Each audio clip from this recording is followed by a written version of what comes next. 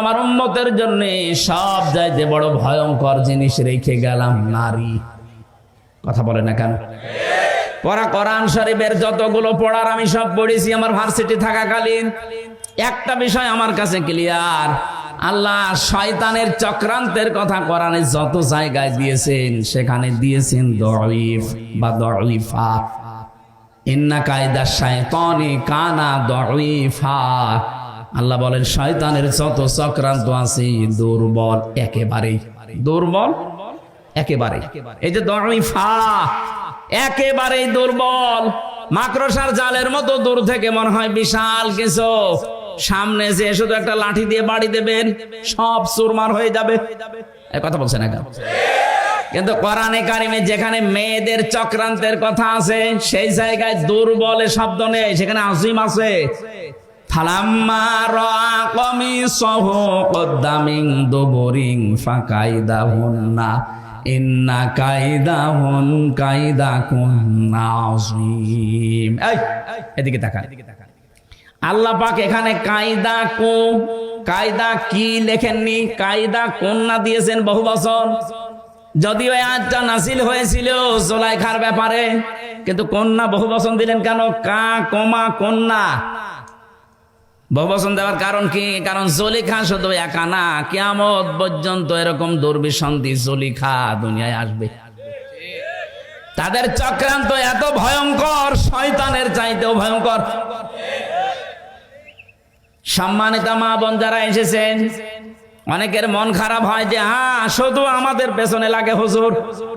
আমি নাগে নাই, আল্লাহ বলছেন মেয়েদের চক্রান্ত শুধু জুলাইখার না, পৃথিবীতে মেয়েদের চক্রান্ত ভয়ঙ্কর। ওরা চক্রান্ত যদি শুরু করে একটা সাজানো সংসার শেষ করে দেয়। আপনাদেরকে আমি ভালোবাসি খুব বেশি, আমি চাই আপনারা জান্নাতি হয়ে যান।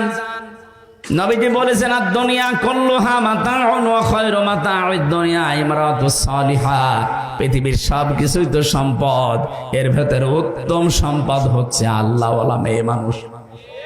মিশকাত শরীফের হাদিস, মেয়েরা যারা এসেছেন ভালো করে মিলাবেন।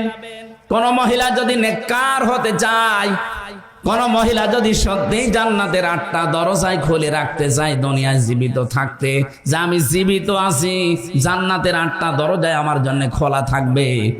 হযরতে খাদিজাকে যেভাবে আল্লাহ নিজে সালাম পাঠিয়েছেন দুনিয়ায়, জান্নাতের দরজাগুলো তাকে ডাকতে থাকবে, আসো আমার দিকে। আপনার জন্যও খোলা থাকবে যদি 4টা কাজ দুনিয়ায় করতে পারেন। কয়টা? আরো জোরে বলেন।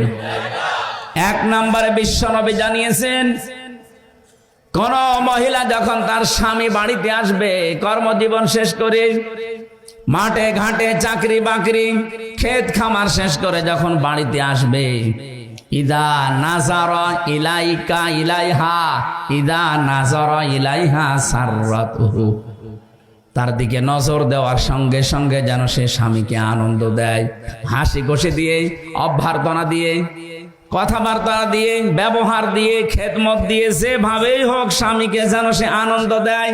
তার ব্যবহারে, আচরণে, চেহারা দেখে স্বামী যদি একটু হাসে, আল্লাহর আরশ পর্যন্ত তার সাথে হাসবে। এইরকম মহিলা গাজীপুরে ঘরে ঘরে না নেই। মেয়েরা কথা বললে যে রাগ করেন, দেখেন তো একটা স্বামীও বলছেন এই কি মহিলা আপনি বলেন, একটা স্বামীও তো বলতে পারতো না আমারটা ঠিক আছে, কেউ বলছে না, তাও ক্যামেরা আমার দিকে ঘোরানো।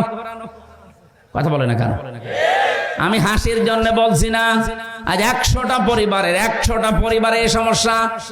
কিসের আলেম, কিসের পীর, কিসের সাধারণ মুসল্লি, সব। অথচ ওরা জান্নাতে যাওয়ার জন্য 2 পায়ে খাড়া হয়ে আছে।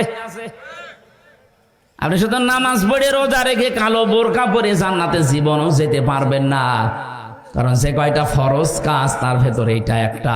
স্বামীকে আপনাকে আনন্দ দেওয়া লাগবে। এ কথা বলছে দেখা